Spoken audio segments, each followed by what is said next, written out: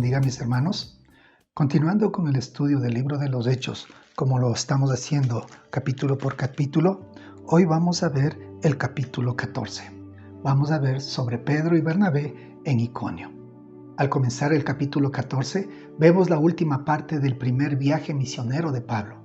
Ya pasaron por la isla de Chipre y llegaron al sur de Asia Menor, donde Juan se apartó de ellos. Después Pablo y Bernabé siguieron hacia el norte hasta Antioquía de Pisidia, donde experimentaron persecución y salieron por Icono, que en la actualidad sería el sector de Turquía. Si usted va al final de su Biblia, va a encontrar mapas de los viajes del apóstol Pablo y podrá tener una mejor idea de cómo se movilizaba en sus viajes. En el capítulo 14 vemos en primer lugar el trabajo de estos dos hombres y la convicción que tuvieron. Es interesante ver que a cada lugar que llegaban estos hombres presentaban el Evangelio y Dios bendecía su ministerio, tocando el corazón y obrando a favor de ellos con señales. Veamos el versículo 1. Cuando llegaron a Iconio, siguiendo su costumbre, entraron en la sinagoga de los judíos. Y era tal la convicción con que hablaban que una gran multitud de judíos y de griegos creyó. Anteriormente vimos que los líderes de la sinagoga en Antioquía los habían expulsado. Hubo conflictos, pero a ellos no les afectó. Nuevamente encontramos aquí que ellos entran a Iconio, a la sinagoga de los judíos. Pero ¿por qué llega a la sinagoga de los judíos Pablo? Porque Pablo tenía un método evangelístico.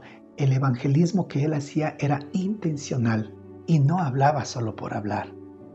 El doctor Lucas dice en este versículo que hablaron con tal convicción. Esta expresión señala que hablaban con tanta pasión, llenos del Espíritu Santo, el cual produjo que una multitud de judíos y griegos creyeran en la palabra de Dios, porque fueron topados en sus corazones. Recuerden que la salvación de personas no es por obra humana, sino divina. Es el Espíritu Santo que convence a los hombres cuando el mensaje es anunciado. Sigamos con el versículo 2. Pero los judíos que no quisieron creer dañaron el ánimo de los que no eran judíos y los azuzaron contra los hermanos. Este grupo de personas se hace notar. Van buscando cómo dañar, desacreditar el ministerio del apóstol Pablo. Dice que no creían el mensaje de la palabra. Literalmente, ellos comienzan a afectar las almas de las personas que estaban ahí.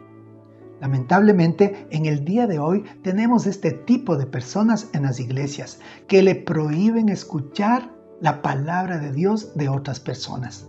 Te dicen que la iglesia no es de Dios porque no está la presencia del Espíritu Santo, no hay el mover del Espíritu Santo, porque no ven hacer cosas iguales a las que hacen otras fuera de un contexto bíblico y que son solo expresiones carnales.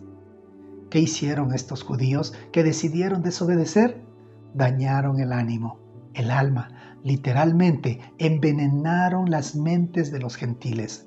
Les llenaron su mente con toda clase de mentiras. Hicieron todo lo posible para sacar del corazón de los oyentes la semilla de la palabra de Dios. Versículo 3. A pesar de esto, Bernabé y Pablo se quedaron allí mucho tiempo y hablaban sin ningún temor y confiados en el Señor, que por su bondad y misericordia les concedió hacer milagros prodigiosos. Este versículo comienza diciendo, a pesar de eso. ¿Por qué el doctor Lucas emplea esta expresión? ¿Qué quiere decir eso? A pesar que Pablo y Bernabé estaban recibiendo oposición, acusaciones, había preocupaciones. Pero estas preocupaciones no fueron por ellos, fue por los nuevos creyentes. Por tanto, se quedaron ahí mucho tiempo, confiados en el Señor. Y Dios confirmó el ministerio de estos hombres, concediéndoles hacer milagros prodigiosos. Y estos milagros son señales de que Pablo es un apóstol. Versículo 4.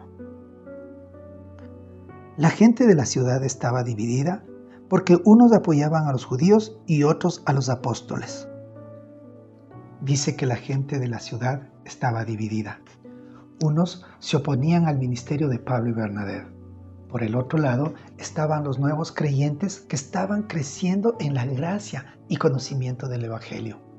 Unos estaban con los judíos, este grupo hostil, aferrados a sus tradiciones, a sus rituales, por decirlo de una manera, a la religión oficial.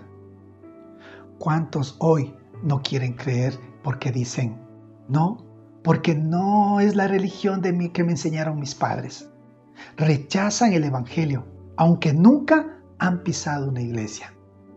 La mayoría de estas personas solo pisan una iglesia 3 veces en la vida. Cuando les echan agua, cuando les echan arroz y cuando les echan tierra. El otro grupo estaba con los apóstoles. Pero preste atención, mucha atención aquí. ¿El apóstol realmente quién es? Pablo y no Bernabé.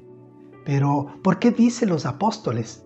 Porque de cierta manera ellos estaban con una misión. Ellos estaban desarrollando un ministerio apostólico. ¿Y sabe qué? Usted y yo debemos desarrollar ese ministerio apostólico, ya que todos los hijos de Dios venimos a ser en esta tierra misioneros. Tenemos un ministerio apostólico, no el oficio apostólico. Eso es otra cosa. El oficio apostólico fue diseñado para la primera era de la vida cristiana, para establecer el fundamento, y ustedes y yo somos responsables de llevar el mensaje del Señor. Avancemos. Versículo 5. Entonces judíos y no judíos y sus gobernantes se juntaron con la intención de hacerles daño a los apóstoles y apedrearlos. Vemos ahora una alianza entre religiosos y gobernantes. Los ánimos de la gente se habían vuelto violentos. Ya no es un asunto solamente teológico o ideológico. Ahora ha pasado a la violencia. ¿Qué quieren hacer? Se juntaron para hacerles daño y apedrearlos. ¿Dónde estaba el sistema judicial?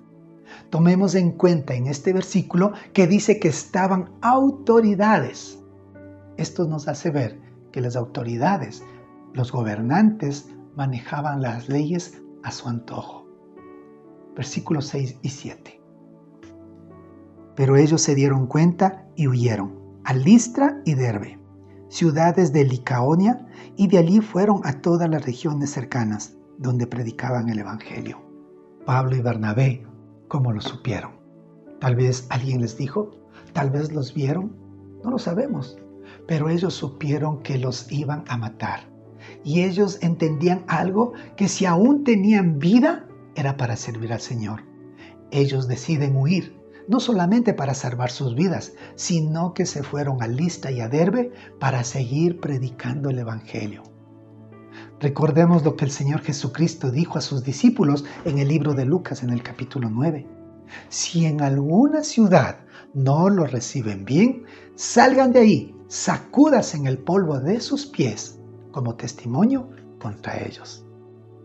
Cuando Pablo y Bernabé salen de Iconio, dejaron una marca permanente. Llevaron a muchas personas a los pies de Cristo. Y por amor a los nuevos creyentes, se quedaron junto a ellos mucho tiempo. No sabemos exactamente cuánto tiempo, pero se quedaron para predicar, enseñar la palabra. Y como los judíos querían desanimarles, ¿qué hace Pablo y Bernabé? Animan a los creyentes con la palabra del Señor. Como conclusión, podemos sacar varias lecciones de estos 7 versículos. La primera es, la comunicación de la palabra de Dios es clave en el ministerio. La segunda, tener convicción frente a los llamados por Dios. La tercera, tener mucha confianza en la protección de Dios. Y la cuarta, debemos considerar todas y cada una de las oportunidades que se abren delante de nosotros para servir a Dios. Amén. Vamos a orar.